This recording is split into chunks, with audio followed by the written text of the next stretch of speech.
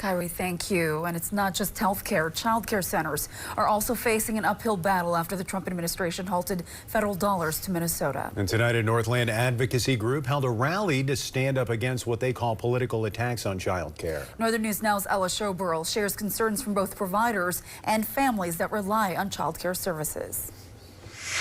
The cold didn't stop dozens with Cloquet Area Indivisible from rallying in support of both their local child care providers and the families that rely on them here in Carlton County.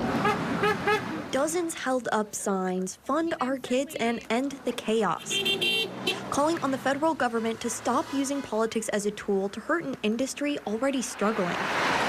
So if the funding's not restored, they will shut down. It's pretty simple. And so it's making something that's really hard to stay in business kind of like the final nail in the coffin. Erin Bates, a director at Cloquet Community Education, says she's already seen how fragile child care services are. With the U.S. Department of Health and Human Services freezing child care payments in Minnesota, Bates worries it will put the whole community under more pressure.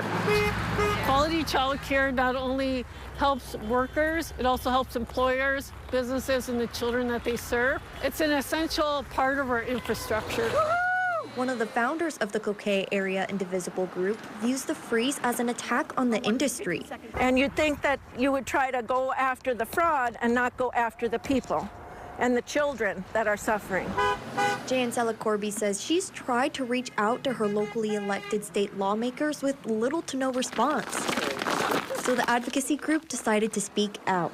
So especially in our district where we're not getting any answers, and in a political situation where nobody is listening to us, we have to get louder. Protesters say they want to make their voices heard to both their local representatives and to the public. In Cloquet, Ella Showburl, Northern News Now.